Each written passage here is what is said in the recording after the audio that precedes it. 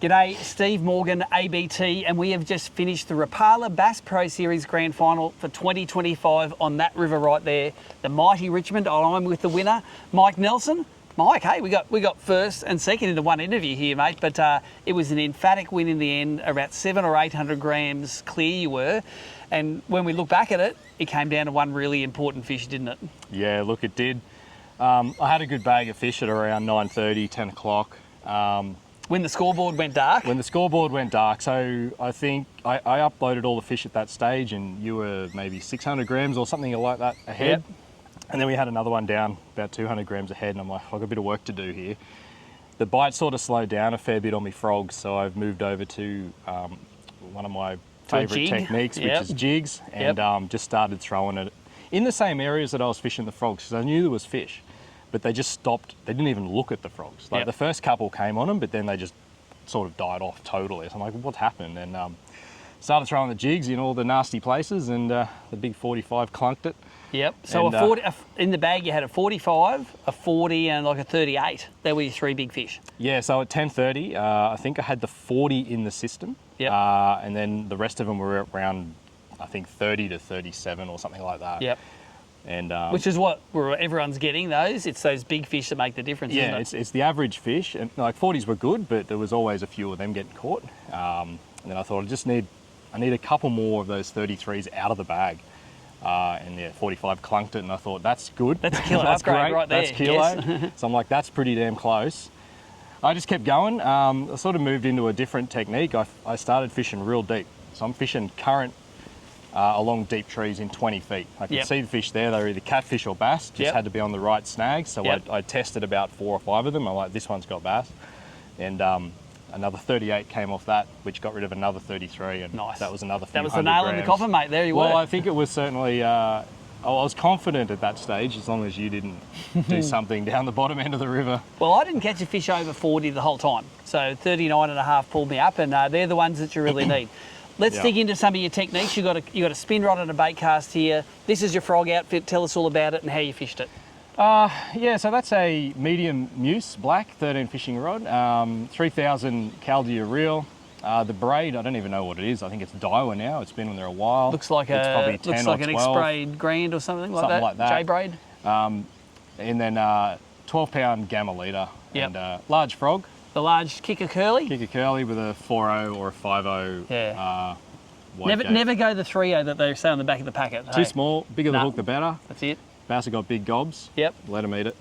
All right, so that was the spin rod, and a lot of sponsor karma coming in here because you've got a 13 rod and reel there as well, distributed by Rapala, and this is the one that really did the damage for you. Take us through this outfit. Yes, that's one of my favourite. Again, 13 fishing gear. That is a Muse bait cast. Medium again, so a bit extra guts. Yep. The braid again is, I think, some sort of Daiwa, can't remember. It's been on there a while. Yeah, it's got no colour left on it. It still works pretty good. Yep. And 16-pound Gamma leader, and then that's a Pros Factory Equip. Yep. Half ounce, because I was fishing a bit deeper for those ones later in the day. In black and sort of blue with a gulp trailer?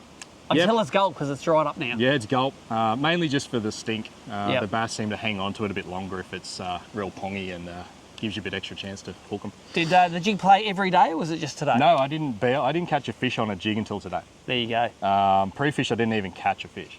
My travel partner did. He was happy to brain him from the back. I said, mate, slow down. Yeah, like, save some for me in the tournament. Yeah.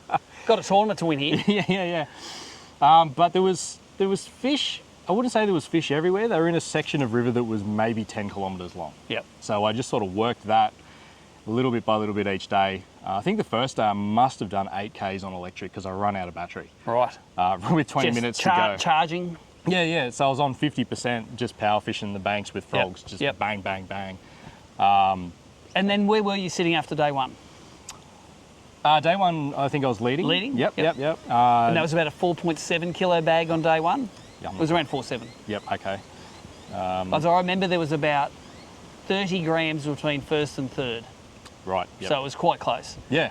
Day 2, a little bit tougher. Day 2 was tougher for me. I fished the same area, but I started where I finished day 1. You kept on going? I kept going. I didn't have too many people up there to bother me, so the water wasn't real disturbed or anything. I got my 5 or 6 fish, and I missed a real big one. That was one of the last bites I got. I think that must have been around 9:30, 10. Yeah. And that was a 40 plus, no problem at all. Like Yeah. he hit this frog 6 or 7 times. I had 3 different casts at him and still didn't hook Still him. couldn't get it. Oh, Jesus. Anyway, I marked the spot, came back later and still couldn't get him. He was gone. He's left. Yep. But after that fish, I spent 2.5, 3 hours up in this water that had no fish. So Yep. I sort of, I knew in the back of my mind, I'm like, you need to go back down and just Yep. fish those other banks. And So I you've didn't. eliminated that water I kept anyway for going. today. Oh, Yeah. you did keep going. I kept going for 3 hours. You wanted to really prove that and it was caught nothing. nothing. Okay. But there was no one up there. It looked good. I'm like, there's got to be a big one somewhere. Yeah. But anyway, there wasn't. So I came back down and I'm like, oh, the bag's not as good. I wouldn't mind a couple of upgrades. Threw it some reeds. I got 3 or 4 buffs on frogs. And I'm like, what was I doing up there for the last 3 bloody hours? Could have done some more damage. I missed them anyway. And then run out of electric and came home. And then ran out of time. So day 3, you took off. You were in 3rd place. 3rd place this morning, yep. And I think we're very similar weights. We're about 200 or 300 grams behind the leader. Yeah, there so wasn't Braden much. Shue was the one that was leading it out, and to be honest, in the first couple of hours, he was the top of the scoreboard. Got a couple of nice ones early, and we go, here we go. He's been catching 4.5 a day. We're gonna have to do something special to catch him. Yeah. Well, you did something special. You brought home 5.2 kilos, which I think was you and Timmy Jones both brought in over 5 kilos. So I think they were the only 2 bags over 5 kilos the whole event. Coming in, how confident were you that you were going to be up there? Oh, look, I don't like looking at the scoreboard. I like the good old days where we just weigh them in and you just find out there. Yep. But I did have a bit of a sneaky look at 10:30, and I thought, oh, I'm going to need I need a big fish. And Yep. then, sure enough, I'm not sure when after that sometime. It happened. So there you go. I went across the river, this little bush just said, come and fish me, and I went over and just flipped it in and clunk. Bang. Bit of a tussle do you to get him pole a out. 45 in a grand final, or do you net it? I didn't net any fish.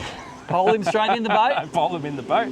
I figure where this That's guy... a $30,000 fish coming in on the pole there, so... The logic is, if you can wrestle them out of a tree and they're bouncing through it and you got God knows how much pressure on them, you can probably lift pole them them into in. the boat. There you go. Same with the frog, big hook.